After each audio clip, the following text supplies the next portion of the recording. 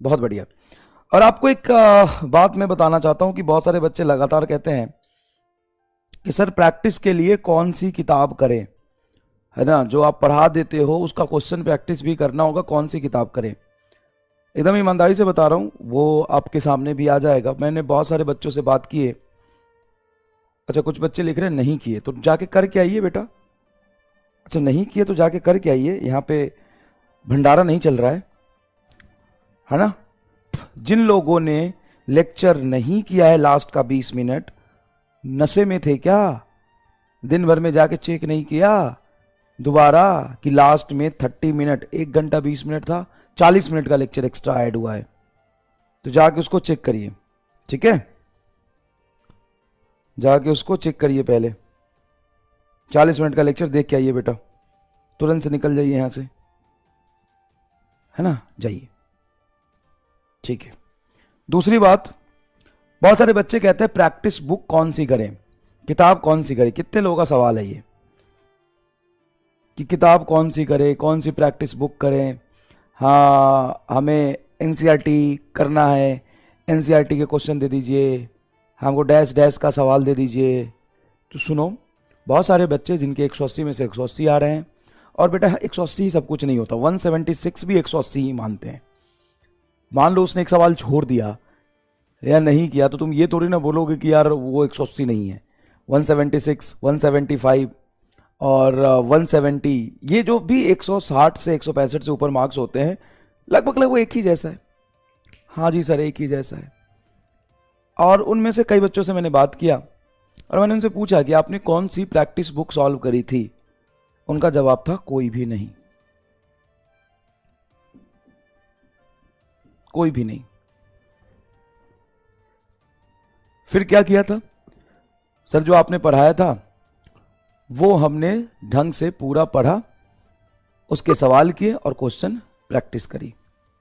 जी हां, कोई भी नहीं सर। एनसीईआरटी, उसमें से 20% बच्चों ने, अब जो फैक्ट है वही बताऊंगा, 25% बच्चों ने बोला कि सर एनसीईआरटी के कुछ चैप्टर हमने पढ़े थे, जैसे थर्मोडायनेमिक्स, सेमीकंडक्टर एंड इस तरह के कुछ चैप्टर थ्योरेटिकल आते हैं, वो हमने पढ़े थे, बस वो हमने पढ़े थे। और जो 180 में से 180 ला रहे हैं, 170 ला रहे हैं, 165 ला रहे हैं, 176 ला रहे हैं, ठीक है ना, उनमें से एक भी बच्चों ने झूठ, बेटा जो पढ़ने वाला बच्चा होता है ना वो झूठ नहीं बोलता। झूठ तुम जैसे लोग बोलते हैं ना, जो यहां पे मंडरा रहे हो। 4 साल और ड्रॉप करोगे ना तब भी कुछ नहीं होगा। कोई बात नहीं। सुबह सुबह उठ के कोई बात नहीं, होता है। तो भाई कोई सिंगल प्रैक्टिस बुक कुछ नहीं करी, क्योंकि नोट्स में इतने सवाल हैं, इतने सवाल हैं, इतने सवाल हैं कि उसको बहुत अच्छे से कर लेना और रिवीजन कर लेना, ये तुम्हारे औकात से बाहर की बात है। और बहुत सारी अच्छी बातें गई कि देखो सर, सबसे बड़ी बात ये होती है कि जब हम क्वेश्चन करने जाएंगे तो कोई भी XY मॉड्यूल, XY किताब हम जब उठाएंगे तो उसमें कौन से क्वेश्चन हमें करने चाहिए, कौन से क्वेश्चन छोड़ देने चाहिए, इसको सेलेक्ट करने में और करने में इतना समय जाएगा ना कि सर दिक्कत बहुत हो जाता है। और आप जो क्लास में करा देते हो उससे कम से कम ये होता है ना कि वो रिलेवेंट है और वो हम कर लेंगे। ठीक है, ठीक है, समझ गया आया? तो एक भी बच्चों ने नहीं बोला, एक भी बच्चों ने, मतलब मैंने जितने से बात किया, होगा, मैं ऐसा नहीं बोल रहा हूं कि किसी ने भी नहीं किया होगा, होगा 20-30% बच्चे होंगे, लेकिन मैंने जितनों से बात किया उसने बोला सिर्फ नोट्स, सिर्फ नोट्स एंड सिर्फ नोट्स। और मैं तुम्हें यह भी बता दूं बेटा, जितने सवाल मैं करा दूंगा ना, सबसे ज्यादा इंपॉर्टेंट होता है, मैं नहीं, कोई भी टीचर जो करा रहा होगा, कोई भी टीचर जो करा रहा होगा, वो बेटा सवाल वैसे लगाएगा, कराएगा जो बेसिक से एडवांस की तरफ जा रहा हो, नीट रिलेवेंट हो। कोई भी रैंडम ये सब चीजें उठाओगे तो दिक्कत होगा, पहली बात। दूसरी बात, तुम में से 90% बच्चों की औकात ही नहीं है कि मेरे नोट्स ढंग से पढ़ ले और उसको रिवाइज कर ले, मेरे नोट्स ढंग से पढ़ ले और उसको रिवाइज कर ले, नहीं है। बेटा कंसेप्ट जो शॉर्ट थ्योरी पर आते हैं उसको शॉर्ट नोट्स में साइड में लिखते चलना, और जो क्वेश्चन करा रहे हैं हम आपको उसको भी लिखते चलना। जो एक्स्ट्रा क्वेश्चन होगा ना वो मैं बता दूंगा, उसको मत लिखना। जब हम बात करेंगे रिपीटेशन क्वेश्चन, जब फिजिक्स में जाएंगे तो मैं बता दूंगा, लेकिन जहां पे मैं कह दूंगा लिखना है उसको लिखना ही है। और वैसे जो सब्जेक्टिव कोई ऑब्जेक्टिव क्वेश्चन होते हैं 4 ऑप्शन के साथ होते हैं, उसमें आप ऑप्शन को इग्नोर कर सकते हैं। ऑप्शन को क्या कर सकते हैं? इग्नोर कर सकते हैं। सवाल लिखिएगा, सॉल्यूशन लिखिएगा, सही आंसर लिखिएगा, ठीक है?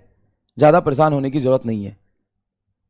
और वो सवाल जो लगे कि यार ये तो बहुत ईजी है मैं कर लूंगा, ऐसा बिल्कुल भी नहीं होता। जब आप 1 सेकंड में कर लेते हो ना जो सवाल, वो छोड़ सकते हो, लेकिन जिस सवाल में थोड़ा सोचना पड़े, या जिस सवाल को आपने मेहनत से पढ़ के समझ के किया है, मेहनत से पढ़ के समझ के किया है, उसको जरूर लिखना। कई बार लगता है कि यार ये तो मुझे आ गया, ये तो लिखने की जरूरत ही नहीं है, लेकिन आप 4 दिन बाद भूल जाएंगे। जब भी मैं अपने किसी जीमेल का या किसी भी बैंक अकाउंट का या किसी का भी पासवर्ड रखता हूं ना, तो जिस समय मैं बनाता हूं ना, जिस समय पासवर्ड बनाता हूं, तो उस समय मुझे लगता है यार मैंने तो खुद ही ये पासवर्ड लिखा है, और ये तो मैंने सोच के लिखा है, तो मेरा फेवरेट वर्ड है। तो ये पासवर्ड तो मैं कभी भूल ही नहीं सकता हूं, ये तो मैंने बनाया है, ये तो डिजिट मैंने रखा है, लेकिन 4 दिन बाद ही मैं भूल जाता हूं। तो कई बार ऐसा लगता है कि बेटा हमें ये याद रहेगा, लेकिन वो याद सच में नहीं रहता है। ठीक है, ठीक है। तो आप नोट्स अच्छे से कर लेंगे, ये आपकी बहुत बड़ी अचीवमेंट होगी बेटा, बहुत बड़ी अचीवमेंट होगी। हाँ, लेकिन कई लोग कहते हैं नहीं सर हमें तो मॉड्यूल करना ही है। करिए, कोई प्रॉब्लम नहीं है, करिए, लेकिन याद रखिएगा सबसे पहले आपको, मैं पहले भी बता चुका हूं कि क्लास नोट्स अच्छे से कंप्लीट कर लो। उसके बाद डीपीपी को लिखने की जरूरत नहीं है, उसका रफ में प्रैक्टिस कर लेना। उसके बाद मैंने आपको असाइनमेंट दिए हैं, आप ढंग से देखोगे। एक बात बताओ, डीपीपी को मारो गोली, छोड़ो डीपीपी को, छोड़ो। क्लास नोट्स और असाइनमेंट मिला के मैंने बेसिक मैथ में कितने सवाल करा दिए होंगे? बोल, बेसिक मैथ में कितने सवाल करा दिए होंगे? ऑन एन आइडिया, मतलब on rough idea basic math में क्लास नोट और असाइनमेंट में इसलिए बोल रहा हूं कि मैं खुद बनाता हूं। असाइनमेंट में इसलिए बोल रहा हूं क्योंकि मैं खुद बनाता हूं असाइनमेंट।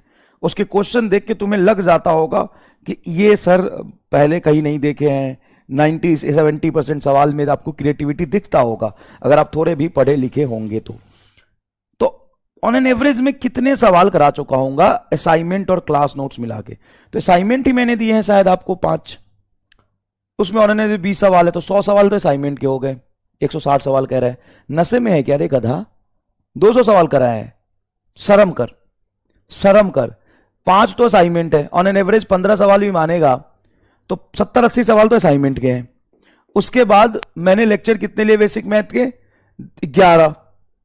11 में मैं हमेशा 20 सवाल 30 सवाल तो कराता हूं, तो 11 गुना मैं 20 ही लेता हूं, मिनिमम लेता हूं मैं 20। तो ये हो गए तेरे 220 के आसपास। 220 और 80 300 प्लस सवाल है, गिन के देख लेना। कह रहा है 150 कराया है, 200 कराया है, 300 से ज्यादा ही सवाल होंगे। तो भाई बेसिक मैथ में simple differentiation, integration, graph, trigonometry तो है, और उसमें भी आपके 300 से ज्यादा सवाल है। अभी मैं वेक्टर की बात करूं तो वेक्टर में लगभग कितने सवाल करा दिए होंगे? तो एक तो असाइनमेंट दिया मैंने, ऊपर से कौन बनेगा डॉक्टर डैश के सवाल हो गए। हर क्लास में 30-40 सवाल करा, 30 सवाल 25 से 30 सवाल करा रहा हूं। 30 सवाल से ये मैं 20 मिनिमम लिखा हूं। यहां पे अगर ढंग से देखूंगा तो ये 25 या 30 है, मतलब ये 350 से ज्यादा सवाल है, 400 के आसपास सवाल है। 400 यहां वेक्टर में हो जाएंगे अभी 250। तो भाई इतने किस किताब में है बता? मैं तो यह कहता हूं ना कि मेरे नोट्स में जितने सवाल है उतने किस किताब में है बता। और भाई यहां पे थ्योरी भी पढ़ाया, समझाया, उस क्वेश्चन की प्रैक्टिस, मतलब क्वेश्चन सॉल्व करके भी दिखाया। इतने तो किसी मॉड्यूल में भी नहीं है, किसी किताब में भी नहीं है। प्रैक्टिस करेगा, करना प्रैक्टिस, मना किसने किया? कर प्रैक्टिस। तो भाई प्रायोरिटी सेट कर लो। सुन लो, फिर से मैं बोल देता हूं, आज के बाद मुझे यह सवाल नहीं सुनना है किताब बता दो, कौन किताब कर लूं, ये कर लूं, वो कर लूं। सुन ले, पहले क्लास नोट्स पूरा कर ले, भरोसा कर और क्लास नोट्स पूरा कर। बहुत कंटेंट, बहुत सवाल है सर, ठीक है। उसके बाद डीपीपी रेगुलर कर प्रैक्टिस के लिए। जो हम पढ़ते हैं डीपीपी में बहुत हाई लेवल के सवाल नहीं होते हैं, डीपीपी 4-5 मिनट में हो जाता है। उसके बाद असाइनमेंट जो मैं देता हूं उसको कर ले। इतना करने के बाद समय बचता है, जो करना है कर, मैं नहीं रोक रहा हूं। उसके बाद ये 3 करने के बाद तुमको कोई मॉड्यूल करना है, जरूर करना बेटा। जितना घिसोगे, जितना मेहनत करोगे ना, उतना इंप्रूवमेंट आएगा। और कोई टॉपर से हमें नहीं सीखना है। हमें किससे सीखना? हम एवरेज बच्चे हैं, हमको कॉलेज में जाना है, हमको, हमारा बुद्धि उतना तेज नहीं है, तो हमको मेहनत करना पड़ेगा बेटा, जरूर करना। मैं आपको रोक नहीं रहा, मैं आपको बिल्कुल नहीं रोक रहा बेटा। आपको जो किताब करना है आप करिए। इन तीनों के बाद आप किसी भी कोचिंग का मॉड्यूल करिए, पीडब्ल्यू का मॉड्यूल करिए, आप बिल्कुल करिए बेटा। प्रैक्टिस बहुत जरूरी है, हमें घिसना पड़ेगा। कई लोग होते हैं जिनका दिमाग बहुत तेज नहीं होता, वो बहुत ज्यादा प्रैक्टिस की डिमांड करता है, तो करो मॉड्यूल। उसके बाद आपको लग रहा है एससी वर्मा करना चाहिए, एससी वर्मा सर की किताब करिए, बहुत अच्छी किताब है।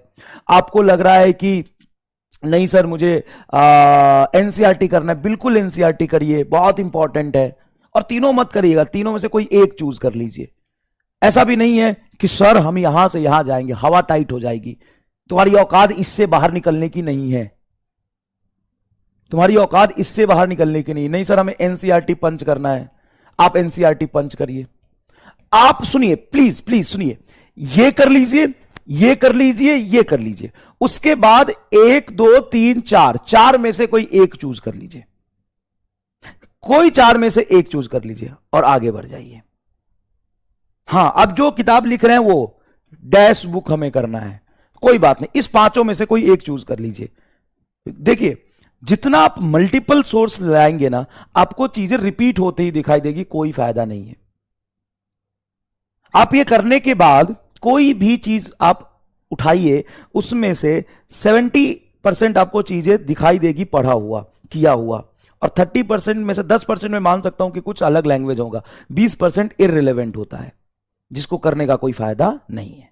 तो आपको क्या करना है, 1 2 3 और इनमें से कोई एक उठा लीजिए। PW module, SC Verma, NCERT,